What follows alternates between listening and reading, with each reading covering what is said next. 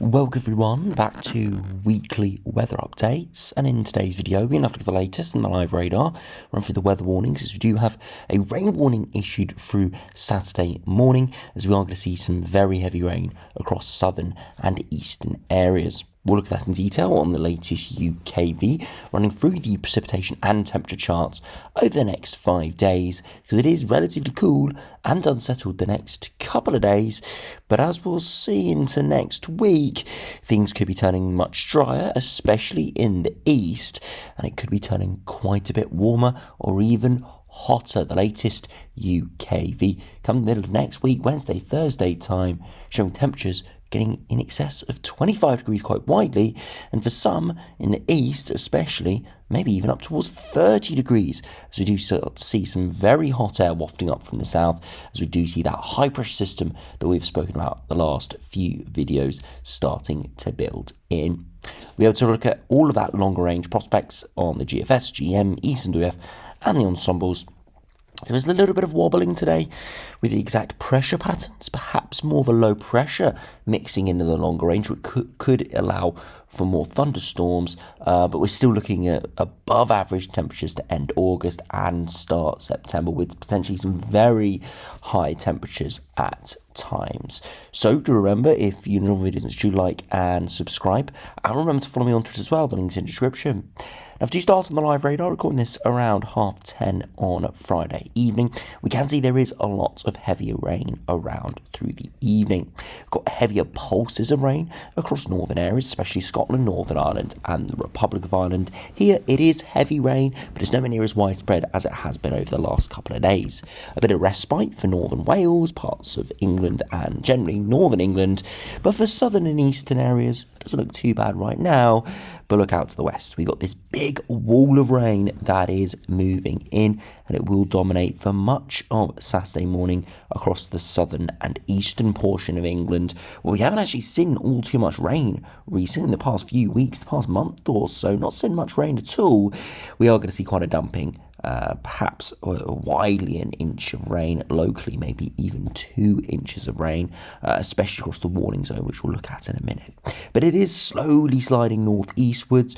It's unlikely to impact areas further northwards and westwards. It is not moving northwards really at all in that direction. It's moving more eastwards and subtly northwards, and it is going to be really impacting those eastern and southern areas. You can see some bright colours within it, so it could be pretty heavy at times, for it does peter out late Saturday morning in towards lunchtime. And if you put on the temperatures, you'll be able to notice that it's not particularly warm actually. Temperatures are relatively cool behind Storm Lillian that did move through earlier.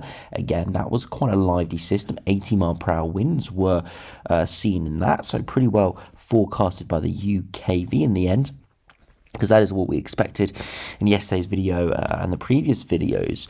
But once that's cleared through, which happened earlier today, it has brought through much cooler air, so it has felt a lot fresher outside, and quite a bit chillier for many areas. Now, if you have a look at the latest weather warnings, you'll be able to see that we do have a rain warning issued. Again, it's for that southern and eastern quadrant from 6 a.m. until 1 p.m. If we look at the further details, spells of rain, heavy at times developing early Saturday, will persist for several hours before clearing away eastwards during the late morning or early afternoon. 15 to 30 millimetres is likely to fall widely, so around an inch of rain is expected, maybe 50 to 70 millimetres, so 2 or even 3 inches in a few spots. That will be where we see the really bright colours moving through, the really torrential stuff lining up, especially towards the centre and southern portion of this warning zone.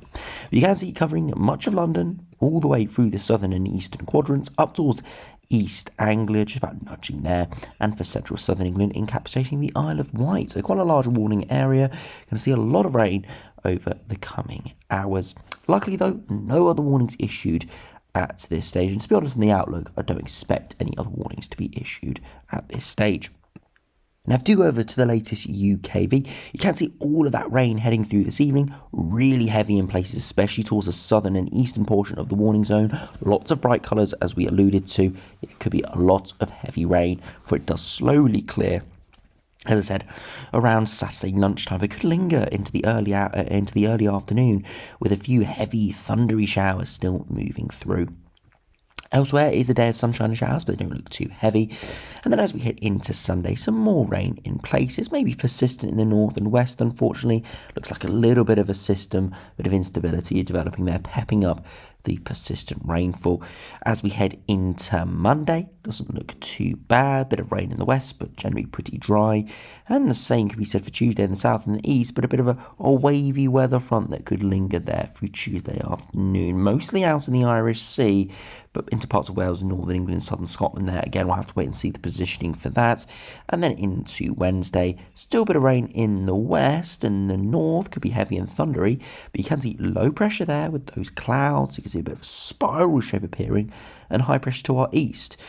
We all know what happens in lower pressure.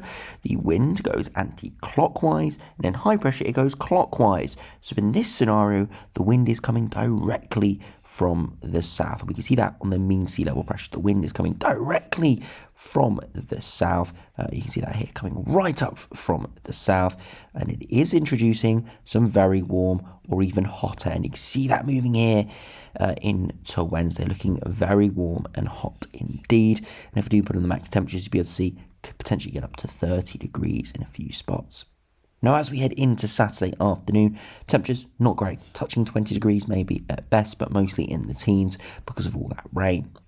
As we head into Sunday, May top 21, again, nothing amazing. But into Monday, temperatures nudging higher, 22, 23. Tuesday, 25, 26, much more encouraging.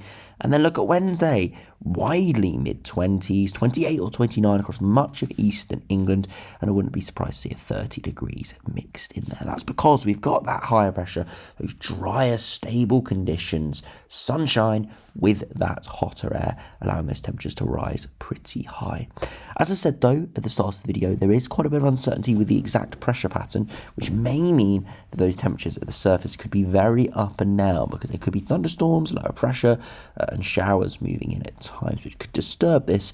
But generally, for the final few days of August and start of September, we're going to be seeing this sort of air mass persist. Now, if you have a look at the latest GFS, you'll be able to see that we've got a pretty flat westerly wind coming in at the moment, fairly cool upper air temperatures, but then that high pressure builds to our east, allowing those southerly winds to develop, and it goes warm or very warm for much of next week. You can see, though, low pressure trying to nudge in with slightly fresher air, and it is successful for a period of time next weekend before the high pressure builds back in with more warmer air masses. But definitely more lower pressure breaking through, unfortunately, from this GFS run, which does put a little bit of a spanner in the works there for the overall idea of something persistently hot and dry. Could be a lot more fluctuating and temperamental in this sort of pattern. But again, we'll have to wait and see. There's only one day, there's only one run. As we'll see for the ensembles, well above average temperature still looks fairly likely. If you compare to the latest GEM, again, we've got the westerly flow over the coming days. Southerly winds arrive for early next week.